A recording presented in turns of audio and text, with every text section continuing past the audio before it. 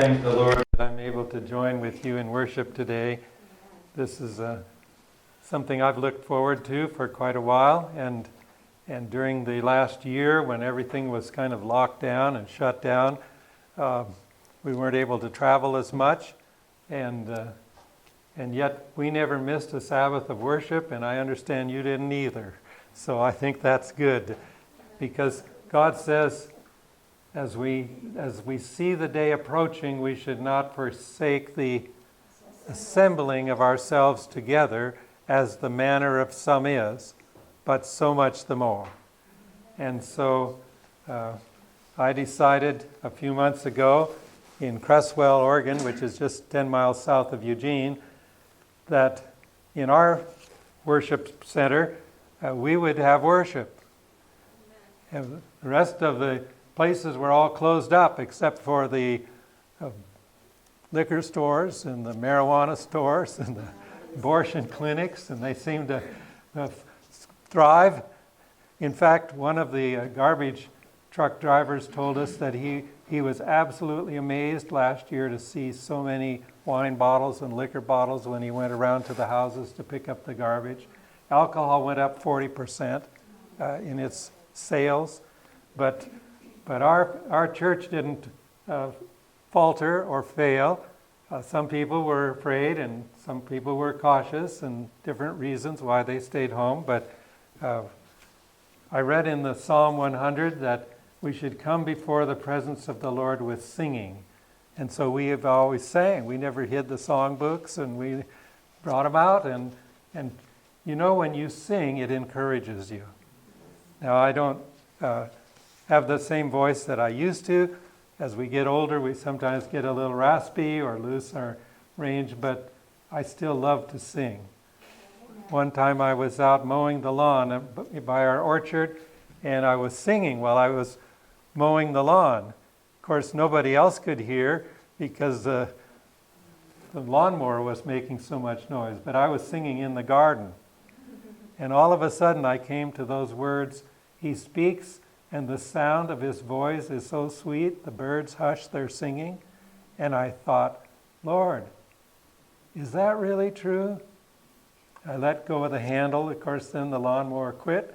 And I knelt right down there in the orchard and prayed, Lord, that is so beautiful a thought. And every time I sing that song, I think of that orchard experience.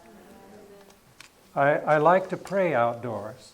I pray by my bed, I pray by the chair where I study, but I also go out in the woods, and I have a special spot of prayer. And I'm just warming up for this study this morning by sharing a little experience.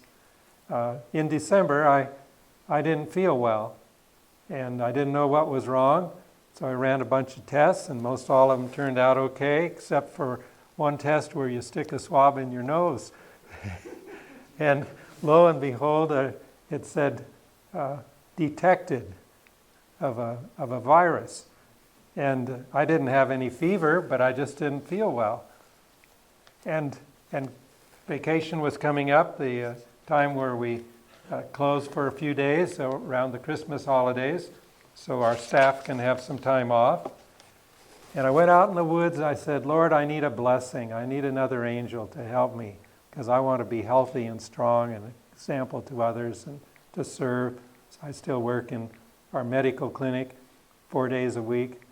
And I got up and I went in. I trusted God to provide. The phone rang that same morning, and it was my daughter calling from Maine. I have 3 daughters that live in Maine.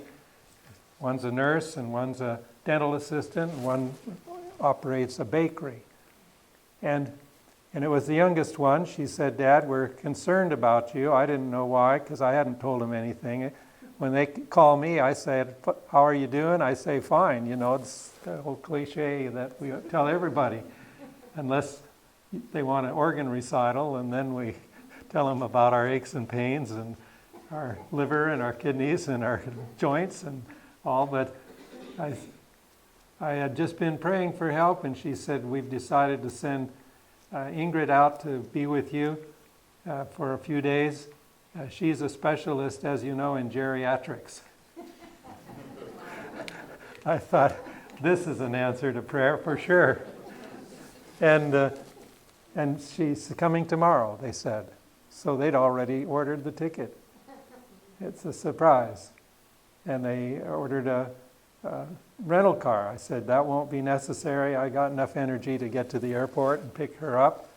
And so she came and spent 8 days and had left her work as a nurse and her farm where she has horses and sheep and goats and chores and various things, lots to do, even in the winter, year-round. And so we were blessed being together. It's the first time in decades that I got to spend a week with one special daughter that's the eldest and the one who's most like me.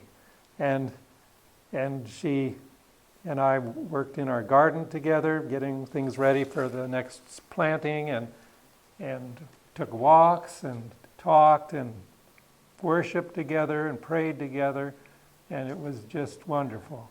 And then she was ready to go back home, and she took a test like they do when they work in a nursing home or a medical facility, and it was negative, and it has been ever since, and neither did anybody in my office catch anything. And you know, you don't know where you pick up contact with a germ. It could be in a grocery store, or it could be in a office setting, or it could be in a home. But so I don't know about that. I just know that God got me well, and quite rapidly. And so I thank the Lord for that. I went right back to work in the new year and been going ever since. And so I'm very thankful to be here. This scripture text means a lot to me. The eternal God is thy refuge, and underneath are the everlasting arms. When Moses was lifting up his arms in prayer and his arms got tired, God put one person on one side and one on the other. Anyone remember who they were? Aaron and Hur, that's right. And that's the last, it mentions Hur in the Bible. Doesn't say anything more about him. But we know that when the golden calf came up a few weeks later, there were some martyrs that had protested against building the golden calf. And I've wondered if Hur was one of those that laid down his life there, because Aaron was so scared that he went along with the program and collected the gold and told his brother that he threw it into the fire and out came the calf. Now, can you imagine that? A miracle golden calf. And that had to be an untruth, not just an exaggeration, but an absolute fictitious statement. And Moses, of course, wasn't impressed by it either, because he took that calf and he ground it up into a fine powder. And what did he do with the powder? He spread it in the water and made it drink. Put it in the water and made it drink. I had to go to college at La Sierra and take a chemistry major to learn about colloidal gold. Most people have heard of colloidal silver that you can do with electrolysis and create an invisible silver that's just cloudy when you hold it up to the light. Well, a colloidal gold turns red. And when you throw it in the water, it looks like blood. So that is a very interesting thing that I had to study chemistry to learn. That Moses was learned in all the wisdom of the Egyptians, it says, and he must have known things about metallurgy that were cutting edge in his day. And even today is almost a lost art. Except today people are collecting gold. Not just in their teeth, but they're collecting it as a hedge against inflation. I'll tell you where our treasure needs to be laid. It's up in heaven. And whether it's greenbacks or gold or silver, land is probably the best thing you can do if you have a piece of land out in the country. But we are to get ready for a coming crisis where this country is going to be different than we've ever known before. And already is. But you haven't seen anything yet. So fasten your seatbelts. We're in for a rough ride. Now I want to study with you about a man, the men of Issachar today. That's another Old Testament lesson that we have.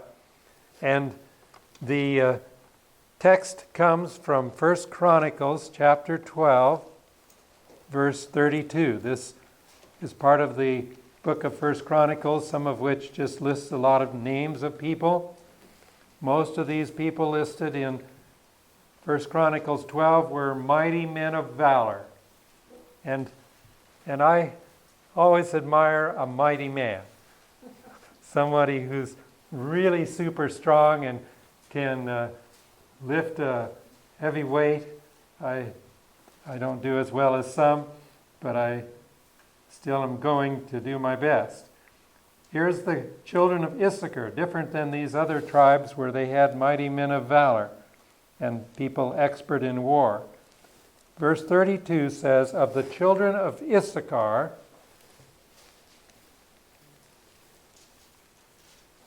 that's the word Issachar, which were men that had what? Understanding of the times to know what Israel ought to do.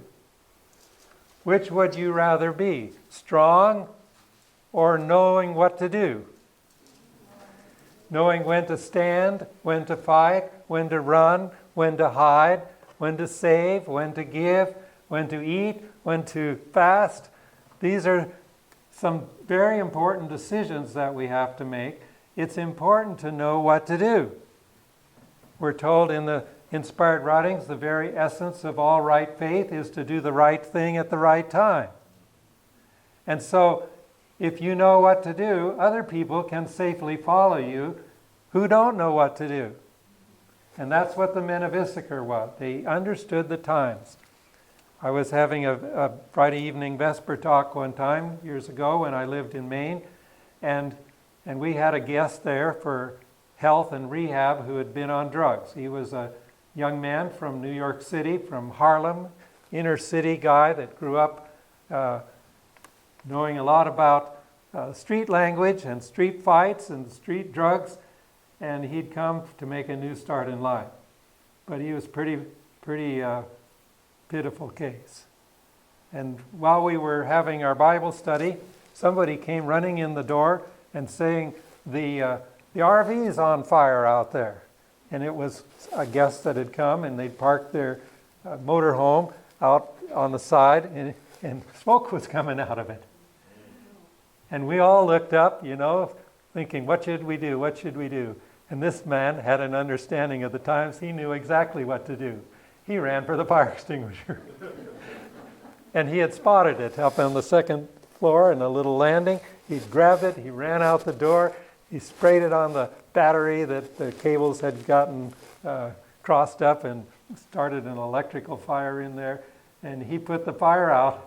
Well, the rest of us were going out the door and assembling outside and getting out of the building, and doing like you do in grade school when you have a fire drill.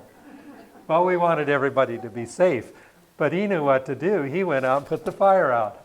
And I said, Frank, you're a hero. You knew just what to do. He says, well, all I always try is to pay attention. And he certainly had. And they were very grateful too, because there was a pad kind of like you'd put on chairs that was burning and smoldering and fire, and he picked that up, took it out, and hosed it down, and everybody was safe, and we were all relieved. So I always think about that when you know what to do and you do it with dispatch. That is impressive. And these people were about 200 that knew what to do, and it says all their brethren were at their commandment. So who were the leaders? The mighty men of valor, the one who were expert in war, or the ones who knew what to do? Here's the commander you want for your military, for your army, for your protection, for your church. Somebody who knows what to do. And so this is the men of Issachar. Now let's go back and study a little about these people and learn a little. The first mention of Issachar in the Bible comes from Jacob. And Leah was one of his wives. Remember, he had Leah and Rachel. And Leah said, God hath given me my hire, because I have given my maiden to my husband. And she called his name Issachar. So it was not even Leah's child, it was his maiden. The 12 tribes and the 12 sons of Jacob came from Leah and Rachel and their 2 handmaidens. And so here we have Issachar. And that's the first mention in the Bible. Now in Genesis 49 is the blessing Jacob gave to Issachar. Jacob called his sons and said, gather yourselves together that I may tell you that which shall befall you in the last days. Interesting that he was talking about the last days. Do we know that we are in the last days? Would you like to know what will befall? Even the leaders of our country, as much as they orchestrate and plan and strategize and sometimes even conspire, they don't know for sure what the last days hold. They don't know about the 7 last plagues. They don't know what's going to happen to the cities where evil has triumphed and where sin has multiplied. They think that we're headed for better things. Some of the evangelicals even say we're going to have 1,000 years on earth of peace, and they're just looking for better things. The evolutionists think that man has come from the slime and from the mollusks and from the tadpoles and from the land animals, and they can't figure out where the missing links are to all this chain, or where life originated from a big bang. I mean, there's some terrible mysteries that Darwin and all of his descendants haven't come up with at all. But they think that man is going this direction, making advances in progress and knowledge. Now, the Bible says knowledge shall be increased, but that doesn't mean just scientific knowledge. This is a knowledge of God that we need. And this is a knowledge of the Bible and a knowledge of Daniel and Revelation prophecies. It's the to and fro, as Joseph Wolfe pointed out when he used his Bible study, and William Miller did. The to and fro wasn't just running from London to Paris to Hong Kong to Istanbul. The to and fro was here and there through the Bible, comparing a text and getting the picture of prophecy by looking at the way the Bible interprets itself. And that's the running to and fro, the searching, here a little, there a little, as Isaiah puts it. So Issachar, it says, was a strong ass or donkey, couching down between 2 burdens. Issachar was able to carry a load. And God wants us to be able to carry a load too, a burden that doesn't break us down or burn us out. And it can go either way. Some people, they just say, I'm done in, I can't do any more. And they want to resign from all their church responsibilities and just leave it on somebody else who hasn't quite broken down yet. But if that happens to you, go out and get some new strength from the Lord. I had a student one time who was helping me in the emergency room with a difficult case of an elderly man, and the procedure we had to do was distressing to him, and it was distressing to this nursing student. And right in the middle of the procedure, as he's my right-hand assistant, I saw his face turn pale, and he was from a Hispanic country, I think Colombia, with a nice natural tan, and he got white and weak-kneed, and I saw he was going down. And I said, Raul, you sit down and put your head down between your knees, which he needed no urging to do. And he understood that much English. And so he sat down there and he put his head down, and I heard these words come out of his mouth. He giveth power to the faint, and to them that have no might he increases strength. And he stood right up, and he got right up and helped me with the procedure. I never seen anybody before or since recover so quickly from almost fainting as this young man did. And I thought, oh Lord, if my mind can go to one of your promises in an instant like that, how much strength I can have for my needs, especially in an emergency. And so he giveth power to the faint. And so this man, he was able to bear burdens. And God honored him for that. This was the blessing that Jacob put on one of his sons. And he bowed his shoulder to bear and became a servant unto tribute. He was willing to work. Does God want workers? Or does he want us all to just enjoy the good life? He's more interested in who will go to work for me. He sent his disciples, so send I you, as this song that we sing says. And he also gave the gospel commission to go into all the world and make them all friends of Israel. Is that what he sent them out for? You know that this is in the news today. Everybody wants to support Israel, and they're fighting over there. Missiles back and forth. It's terrible. We don't realize how distressing it is to hear the bombs going off, and the only thing we know is singing it in the Star-Spangled Banner, the bombs bursting in midair, but we never had it in our local communities.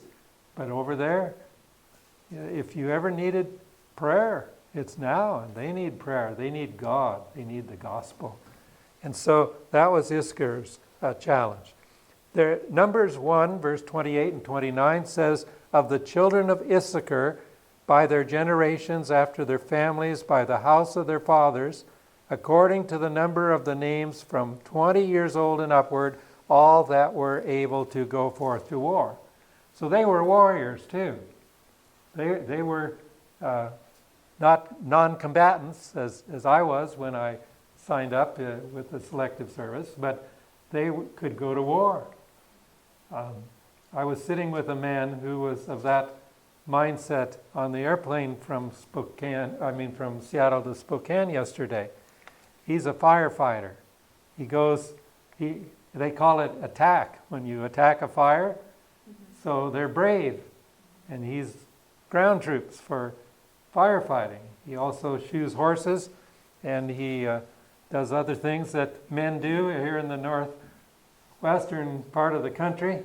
He went to Coeur d'Alene and he stood up against Antifa when they came in there, along with 500 other people, and protected their city. So he was, maybe he's from Issachar, I don't know. But after he was telling me all his exploits, I just sat silent for a little minute, and he said, by the way, what are you going to preach tomorrow when you go to that church in north of Spokane? And guess what I started to do? Give him a capsule summary of our study about the men who knew what Israel ought to do and understood the times. I said, we're in the end times, and he got really interested. Because many people that are practical minded, that can do brave things, they know that we're headed into trouble, and they want to know what God says about it. And so I gave him the book Steps to Christ, and he looked at that, and he paged through the chapter titles. He said, this is wonderful, I'm going to read that. And he wanted my card so he could contact and send me something. So we'll see what happens. But every person you meet is a candidate for the kingdom. And we should try to sow seeds wherever we can. Not just to say, well, you got to be a Seventh-day Adventist, or, if you'll just start keeping the Sabbath instead of Sunday. We want them to know Christ, and we want them to know Jesus, and we want them to know the times in which we live, and God will help them to know which doctrines they can accept at which time. Some people are ready to keep the Sabbath. The man in Canada who was arrested for worshiping, he's keeping the Sabbath. And that pastor and his people need our prayers too. So the other thing Issachar did, and this didn't turn out so good. He was one of the tribe of Issachar was sent as a spy. And it was a man named Egal, the son of Joseph, not the Joseph in the Bible in Egypt, but a lot of names are duplicates. And this was one of the spies. How many of those 10 spies that were bad spies do you remember? You don't remember any of those 10. Do you remember the good spies? Caleb and Joshua. The only ones I've memorized. I couldn't give you the other 10 either. So that's interesting. But, of course, from every tribe there were spies. And they were commissioned. They were to go and see in the land what it was like, and the people, and whether they be strong or weak, few or many. That was what the spies were sent to see. And what the land is, whether it be good or bad land, that would be the soil conditions and the ecology, and what cities there be, and they that dwell in, and whether in tents or in strongholds. Were there people in Canaan that were in strongholds? Practically all of them. The greatest of the strongholds being what city? Jericho, that's correct. And of course, Ai and other smaller cities were also walled and strongholds. The Canaanites were not nomads, and they were not living in tents. The Israelites lived in tents. And so they were strongholds. And what the land is, and whether it be fat or lean, that means prosperous. They weren't checking the obesity of the people or or how skinny they were, but this is whether they were prosperous or impoverished, whether there be wood therein for building and for fires, and be of good courage and bring of the fruit of the land. That was the commission. And they did that, didn't they?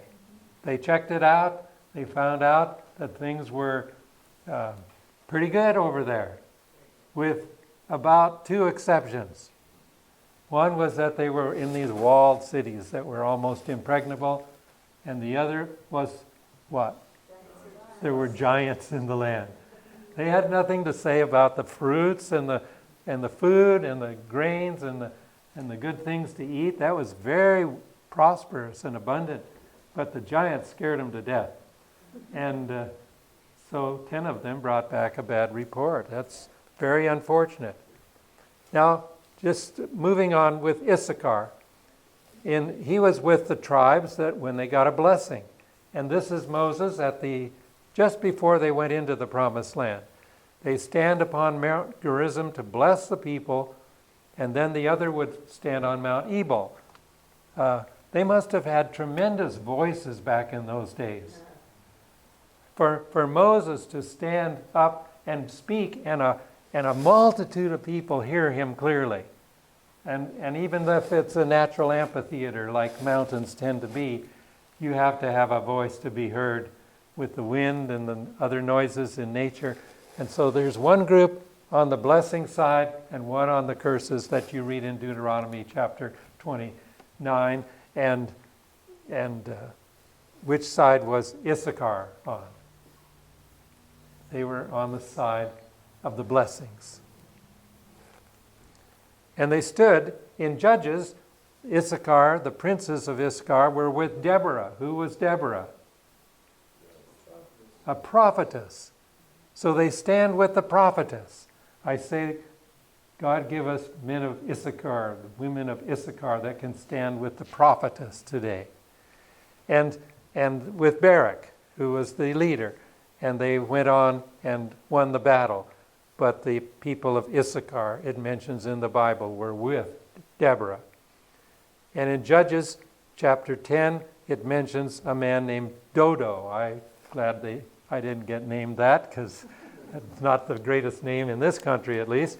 A man of Issachar, and he arose to defend Israel. And we're told in the book of Jude that we should be contend for the faith that was once delivered to the saints, that we need to defend the Israel of God today. In 1 Chronicles 7, it says they were valiant men. And it mentions the sons of Issachar. And they're named here, Tola and Pua and Joshua and Shimron, 4, and then their sons and their families. And it says all of them were chief men, and they were, verse 5, valiant men of might. So this is the people of Issachar. Mentioned very good. So here's a summary of it, just so that you kind of review. They were blessed. They stood with the prophetess. They helped defend God's people. They were valiant in battle. They understood the times. They knew what God's people should do, and they were chosen to be leaders. Does that sound like a good family to belong to? And this isn't nepotism, what we call today, where we have one Bush as president, another Bush as president, and most of the families want their children to succeed them and be either valiant leaders or wealthy business people. But here is a group of characteristics you could well admire and incorporate in your family tree. So the understanding of the times. I want to just give you a little variety. One of the time signatures here is for my brother here that understands that part of the timing. And then we've got the regular time, and then we've got a clock called now time. And you can see they actually sell clocks like that. I don't have one personally. But every moment in this clock is now. So what time is it? Now. And then the regular clocks that we have, which is, this is march time. This is time to get up and go and move. But we have to recognize, let's see, that we are living in portentous times. That means very significant in the stream of time in Earth's history. We are in the time of preparation. We need to be getting ready for Jesus' coming.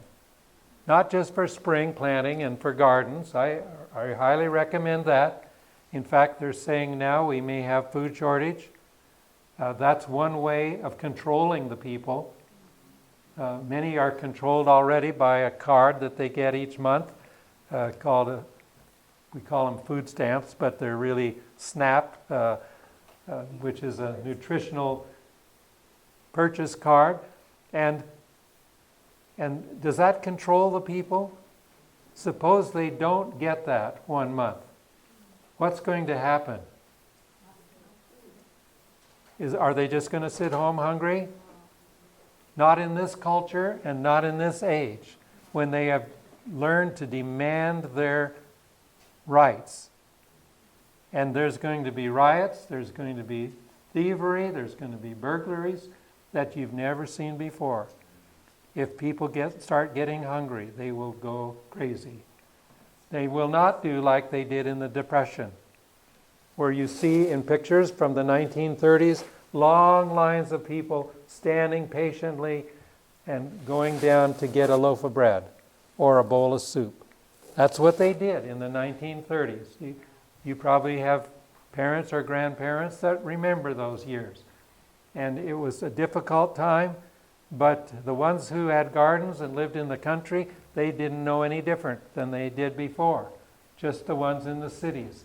But they patiently waited their place in line to get their loaf of bread. Do you see people doing that today?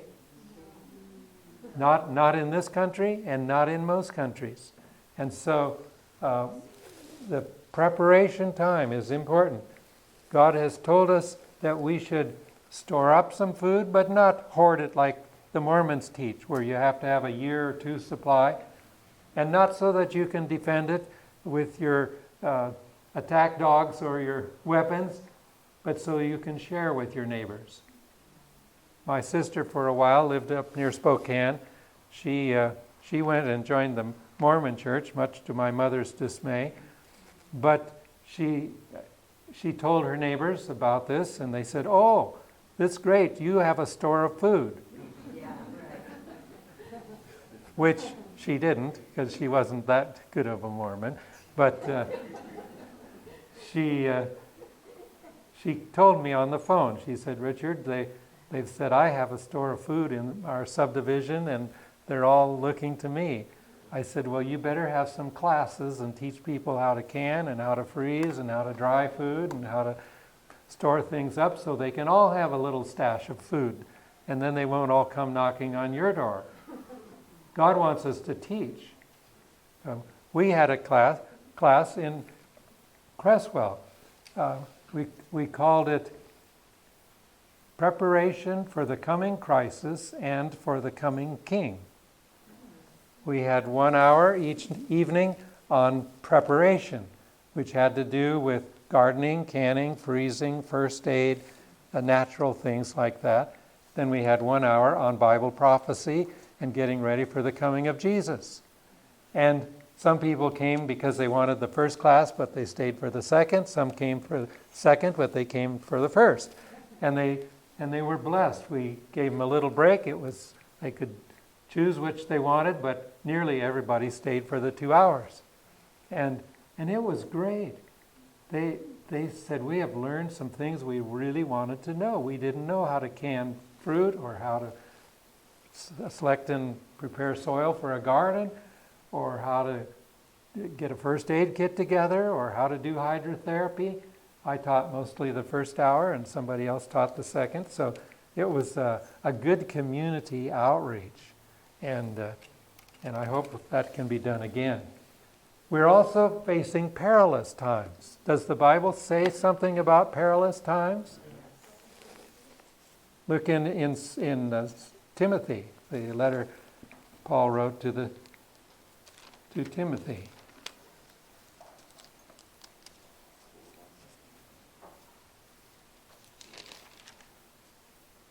Chapter 3, 2 Timothy 3.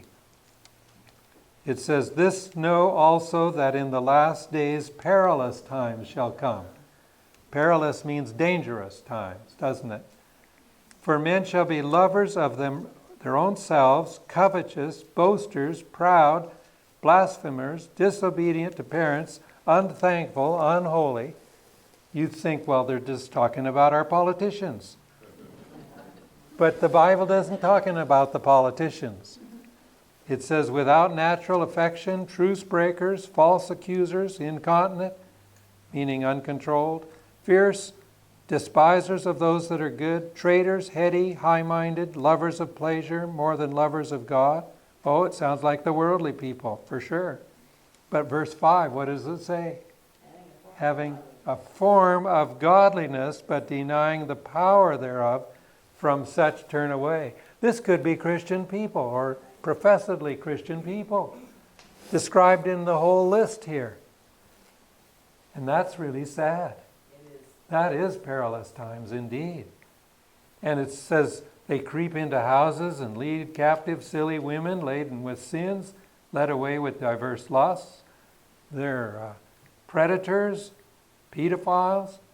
And it says, ever learning and never able to come to the knowledge of the truth.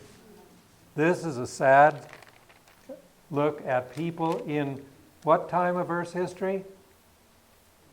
It says, this know also that in the last days. This is not talking about Middle Ages or Inquisition or the times of Babylon in their captivity. This is talking about the last days. And then it says in verse 12, yea, and all that will live godly in Christ Jesus shall suffer persecution. Do you mind if I warn you that we're going to be facing persecution? Well, you say, one lady told me, she says, I don't like this. You folks at Cresswell are scaring people. I said, we are preparing people. We are not trying to scare anybody. We're trying to prepare them. And she says, well, pray for me. I want to be laid to rest before the time of trouble comes. And I said, I want to be alive when Jesus comes. I'd like to be enabled to go through this time. Noah went through the time of trouble. He built a boat. Shadrach, Meshach, and Abednego went through their time of trouble. God preserved them in the fire. Daniel went through a time of trouble, not just as a captive to Babylon, but in the lion's den. And my hostess last night, they gave me a flashlight to walk down to the place where I was sleeping. Says, "You're not afraid of the cougars and the bears?" I said, "No, they're just the same at night as they are in the daytime." I didn't see them in the daytime. I didn't see them at night either, even though I carried a flashlight so I wouldn't stumble. And I was kind of hoping I'd have a story to tell you today, but I didn't. So here it says we will suffer persecution for our faith. By the way, there's a difference in being persecuted because you're a bad person, public enemy number one, and being persecuted because you're Christian number one. We are to be persecuted because of our worship of God, like Daniel was. And then it says, "But evil men and seducers shall wax worse and worse, deceiving and being deceived. But continue thou in the things which thou hast learned and hast been assured of, knowing of whom thou hast learned them." So we know that there's going to be evil in the world. There already is. It's terrible in some of the cities. I never thought we'd be so close to emulating Sodom and Gomorrah as we are today in our country. It is appalling. And it's being extolled in high places and defended in the courts. But God is still the judge. And He's going to bring the judgments on this world like He did on the world of old. And so we have to understand the time. We're in the time of the end. Now Daniel, I kind of went ahead here. It says, "The Lord regarded with approval the firmness and self-denial of these Hebrew youth, and His blessing attended them. He gave them knowledge and skill in all learning and wisdom, and Daniel had understanding in all visions and dreams." Did he know what they should do in their country? And who recognized that Daniel knew it? Nebuchadnezzar, the king. So much so that he promoted Daniel to be the right-hand man, the prime minister, you might say, of that most powerful country in the world. It was the world's superpower at that time. And Daniel ends up telling everybody else what to do, except for the king. And so after 3 years of training, when their ability and acquirements were tested by the king. Now, you think the king was a pretty smart man? The man that gives the final examination has to know all the answers in order to know whether they're giving the answers he wants or not. And so the king this is called a star chamber examination, where he questions them and they tell him the answer or discuss the issue that he throws out. And as they stood there in front of the king, he found none like Daniel, Hananiah, Mishael, and Azariah. Therefore stood they before the king, and in all matters of wisdom and understanding that the king inquired of them, he found them 10 times better than all the magicians and astrologers that were in all his realm. I have a friend that lives in Spain. He's a physician, now a specialist in gastroenterology, which deals with the stomach and the intestines and digestive problems. And when he was a medical student in Spain, they required everybody to go to school 6 days a week. And you can guess what those 6 days were. Monday through Saturday. And all through his 4 years of medical training, he did not attend on Saturday. But he'd negotiate, if there was a quiz or a test, he'd negotiate and do it on a different day. And they let him all through the 4 years. Until the final exam, which was pass or fail. You either pass this and become a doctor, or you fail it and you've wasted 4 years of education. And it was on Saturday, all day long. And so my friend told me he couldn't negotiate, they wouldn't bend, he had to be there. So he decided to do it this way. He went on Sabbath morning with his Bible and his Sabbath school quarterly, and he spent all day sitting there in the room where they're taking the examination, studying his Bible, until the sun went down. And he could see the sun going down late in the afternoon.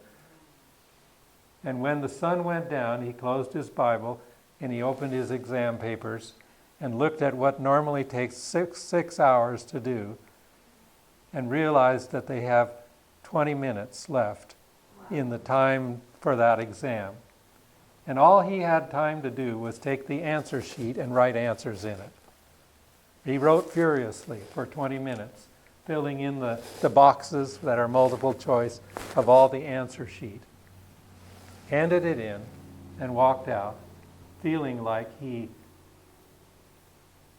had honored God, but he'd lost his medical training. On Monday, he got a phone call from the dean, calling him in. And the dean said, "I can't understand it, but you got the highest grade of anybody." And they offered him a residency and a specialty training. And he had to know that that was God, because he didn't even have time to read the questions. He just had time to fill in the answers. And God honored him because he had decided to honor God. And he's been a credit to the Lord's work ever since. Very interesting. Them that honor me, I will honor. So he did that long ago in Babylon. He'll do it for us. Sister White says in Counsels on Health, page 65, here is a lesson for all, but especially for the young. A strict compliance with the requirements of God is beneficial to the health of body and mind. In order to reach the highest standard of moral and intellectual attainments, it is necessary to seek wisdom and strength from God and to observe strict temperance in all the habits of life.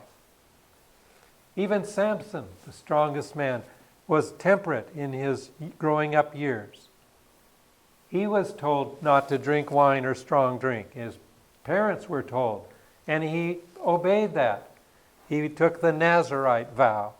And I still think when he picked up that big gate to carry it up the hill and lay it up there, he must have said, "Lord, you got to help me with this."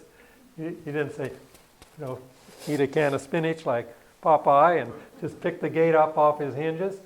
I see this man who was walking with God in his young years saying, "Lord, you promised strength. You've given me strength. Now help me to do the impossible here." And he did. But he made some bad mistakes too. And the Bible is clear. It records the good and the bad. And the same is recorded about us. In the books of heaven, the good things we did are recorded and the bad things we did. And it's only by the grace of God as he's cleansing the sanctuary up there that he writes forgiven over our sins, and he erases the bad things that we did until finally the sanctuary gets cleansed. It started in 1844, as you know, with the beginning of the investigative judgment. But the last part of it is the sins of the living that are sent ahead. When we confess our sins, he is faithful and just to forgive us of our sins. That's justification. And to cleanse us from all unrighteousness, which is sanctification. It's not the work of a moment, it's the work of a lifetime. When you come to Jesus, you can be forgiven of your sins of the past just like that. Cleansed and erased and forgotten, just like the judge that pardons a person in court. I have a young man that I know that got in with the wrong crowd and tried to rob a bank. And that's a very dumb thing to do. And he got caught, and so did the rest of them. And these young fellows got rounded up and taken to the judge. And he sent all of them to prison except this one young man. He said, "Young man, this is the first time you've been here, and it doesn't look like you belong with that crowd. I'm going to put you on probation." And he got mercy. But he said, "I want you to learn something from this." It wasn't enough for him to be forgiven. He wasn't supposed to do it anymore. And when God forgives us from our sins, He wants to cleanse us from all unrighteousness, so we won't keep having to sin and repent, at least of the same thing over and over. And so instead of kneeling down at night and saying, "Lord, I blew it again," He wants us to get up in the morning and say, "Lord, give me strength for today. Help me not to dishonor you. Help me to be sweet and kind and unselfish and tender-hearted, and to do your work as best I can." And if we'll do that, life will be an adventure, not a drag. You have no idea how exciting your day can be, and when you get together on Sabbath, your testimonies will come alive too, to the glory of God, because everybody will have something exciting that happened that very day or that week that you know you couldn't have arranged. It had to be God putting you together with the right person at the right time. I could tell you many experiences like that, but I will move on. Now, in Babylon were gathered representatives from all lands, men of the choicest talents, men the most richly endowed with natural gifts, and possessed of the highest culture this world could bestow. Hardly any university could boast of that kind of classes and students. Yet amidst them all, the Hebrew captives were without a peer. Do you know what a peer is? Peer means like your equals, your contemporaries. Without a peer means they were higher. And here's where. In physical strength and beauty, in mental vigor and literary attainment, they stood unrivaled. In all matters of wisdom, as I mentioned in that text, he found them 10 times better. So they were quite the specimen, as we say. Attractive, strong, athletic, intelligent. You can see in the eyes of people whether they're with you or not, whether you're communicating. I looked in the eyes of these people I was sitting with on the plane, even though I get kind of a crick in my neck looking at somebody sitting shoulder to shoulder with me this way. But I could see interest in their eyes, the people that I was riding with on the plane. And it's harder nowadays because all you see is their eyes. You know, if you don't see anything but their eyes, you don't know if they're smiling. And more young people are looking blank. They're looking kind of zombie-like. You don't see the same intelligence. Now, you can smile with your eyes. You can express with your eyes. You can, of course, see. But it's affecting a generation of youth in a very serious way. And I hope that we go back to the normal education where we sit there and study and don't have to restrict our oxygen intake. So now, what Israel did under Issachar, coming back full scale. These men of war that could keep rank came with perfect heart to Hebron to make David king over Israel, and all the rest of Israel were of one heart to make David king. And then it says down here, even unto Issachar and Zebulun and Naphtali brought bread on asses and on camels and on mules and on oxen and meat and meal, cakes of figs, bunches of raisins and wine and oil and oxen and sheep. They were part of the provisions that brought it to the king. And so they were very much useful. Remember we read about the blessing they were to be good at bearing burdens? Here they are, bearing burdens. Now, in 1 Chronicles 30, it mentions Issachar again with some of the others that had not cleansed themselves, that prepared his heart to seek God, the Lord God of his fathers, though he be not cleansed, according to the purification of the sanctuary. You know, when we come to worship on Sabbath morning, we have to come clean. That doesn't mean just taking a bath on Friday or before you get dressed on Sabbath morning. This doesn't mean just having clean clothes on. What's the most important part of the body to cleanse? The heart and the mind, yes.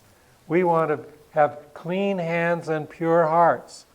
And so that cleansing doesn't take place in the washing machine or in the shower stall. That cleansing takes place in the audience chamber with God, where you say, "Create in me a clean heart, O God, and renew a right spirit within me." Will he do it? If we ask, can we be guaranteed? Or does he say, "I'll think about it and I'll come back to you another time"? No. When we pray for a clean heart, for forgiveness of sin, for the power of the Holy Spirit to obey, we are guaranteed a positive answer.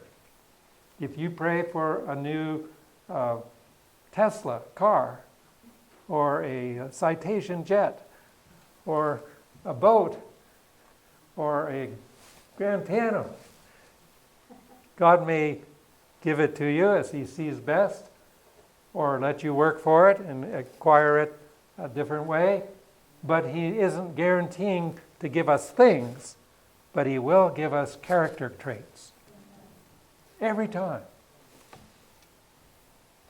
It says here, the Lord hearkened to Hezekiah and healed the people.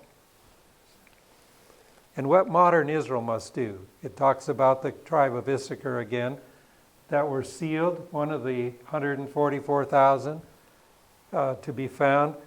And we must be willing to take up the ministry that Issachar and his family did years ago, if we're going to be that group of the 144,000. So what were those traits of character? One was to bear burdens. One was he's willing to defend Israel. One was they understood the times. One was they knew what Israel ought to do. They knew how to lead. So would you like to be a man or woman from the tribe of Issachar? In 1 Timothy 6, verse 11, if you turn to that, we're going to look at a couple of texts on this.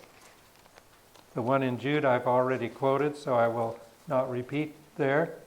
But the one in Timothy I want to look at with you, chapter 6, verse 11.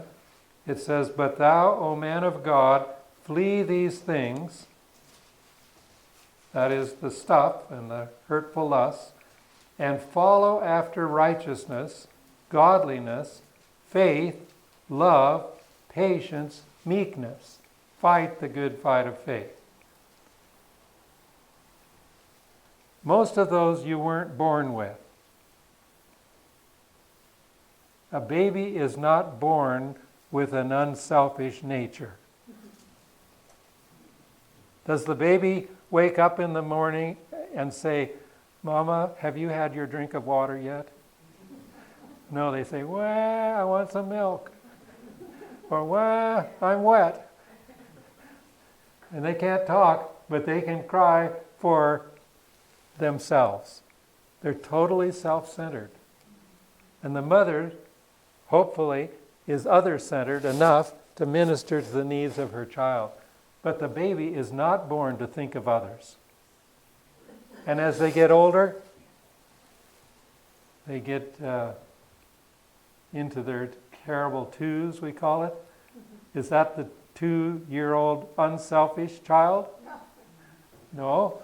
They want what they want now, and they want it, and they'll clamor for it. I saw at the airport a little girl that was about this tall. The mother, somebody asked, "How old is she?" And the mother said, 1 year old. She was walking around, making faces, and quite entertaining. I think they must offer a special rate if you're a 1-year-old to sit on your lap and save us fare, or maybe not to have to wear a mask. But the mother was telling everybody she was 1-year-old, and I've never seen a 1-year-old little girl that was as old as a 4-year-old, But anyway, she was cute. So God wants us to develop the character of Christ, which he had as a child, and we have to fight the good fight of faith in order to have the character that will be taken to heaven. And that's sanctification, as we mentioned. Okay, now, in 2 Thessalonians 1:3, it says, "We are bound to thank God always for you, brethren, as it is meet, because that your faith groweth exceedingly, and the charity of every one of you all toward each other aboundeth." That's what I'm giving thanks for you today. I thank God for you, each one of you, my friends, some of who I've seen for years over and over again, and others that I'm meeting for the first time today, because your faith is growing. And I can see it in your spirit with each other. And then it says, "So that we ourselves glory in you in the churches of God for your patience and faith in all your persecutions and tribulations that ye endure." We must encourage one another and not give up. If you give up too soon, you may miss the prize. The ones who run a race and quit halfway through the race never stand on the podium with a gold medal or a silver medal or a bronze medal, because they didn't finish. You have to be a finisher, not just a starter. And we're promised in Hebrews that he is the author and finisher of our faith. Suppose you tuned a piano and you just tuned the lower notes, and then you went to play the piano. Would that sound good? I have some of the wrenches and tools in a little bag, and I was at the car parts place getting my truck worked on, and they said, "We ordered the wrong part. We'll have to get another part. It'll come in 3 hours." I said, if you can give me 3 hours, I'll come back. I don't want to sit here. There was a lady, 92 years old, that came and sat beside me, and she told me her life history, and she was entertaining me. She couldn't hear, so she did all the talking, and I can hear, so I did all the listening. And she was a very interesting lady. She was the mother of the owner of this auto shop. And so she had free rein to come and go as she pleased and come and sit there and entertain the customers. And I thought that was sweet of her. But I had more to do than that, so I went back and tuned the 2 pianos at our church and got them somewhat, not as good as you do, but did it best I knew how, and got them back in tune so that when you played. But I didn't want to go to the second piano till I'd finished the first one. All the keys. Now, I don't use these keys way out here very much, like some good pianists do, but the ones in here, I want them to sound in harmony. And God is working on you, like all those keys of the piano, so that you're all in tune to play your part with each other in perfect harmony. And that's what it's all about. He's working us all over. And we all need a little tweaking now and then to make sure that we are in tune. Parts of the piano have 1 string, and parts of them have 2 strings, and parts of them have 3 strings. Some of the middle to the higher notes all have 3 strings. If one of those 3 is out of tune, you can tell it. It just sort of twangs or has beats to it. And of course, the lower ones, they're harder to hear and actually get in good tune. But whether you're working on the piano or you're just working on you or your family, try to tune up. Your car needs a tune-up. God's people need a tune-up.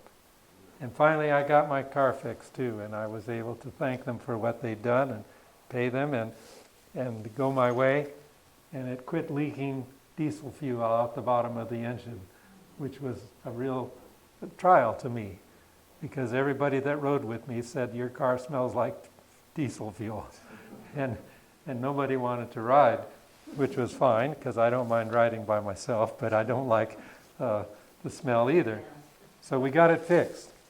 But I learned a lesson, and I was able to pass it on to the folks even at the shop and tell them that thank the Lord for a good diagnosis. So without the diagnosis, you don't get the right remedy. And He wants to help us that way.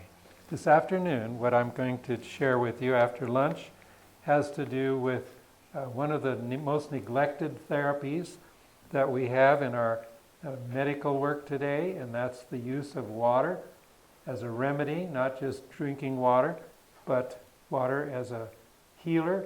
And I want to share with you some brand new information, how that helps fight viruses such as the coronavirus.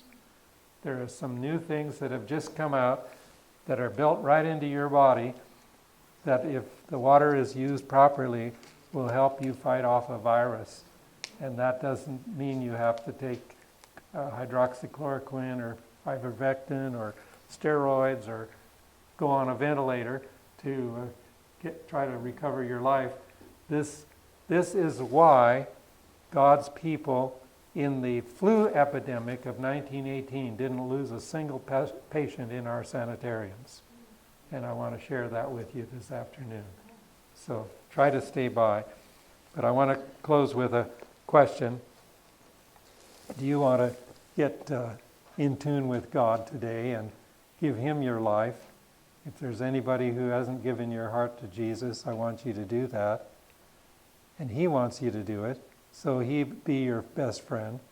But if you have given your heart to Jesus and you still see some things that need improvement, will you let Him work on you?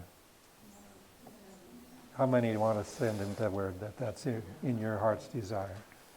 May God bless you. It's like a friend of mine that I just discovered has a type of blood cancer in his body, and I sent him to a specialist, and the man looked at all the records and the data, and he called me on the phone and he said, I will be able to, I think, to extend his life to a normal lifespan and help him to get cured of this, if he will let me help him. And I said, and this man I didn't know personally, but I found out he was a nationally recognized specialist in this particular kind of cancer. Written pages of resume in his articles that he's published and lectures that he's given. He said, I have international recognition in this field. I know what to do if he will let me help him. And I said, by God's grace, I'll see him this coming week, and I'm going to try and persuade him to let you help him, because I think you can cure this problem.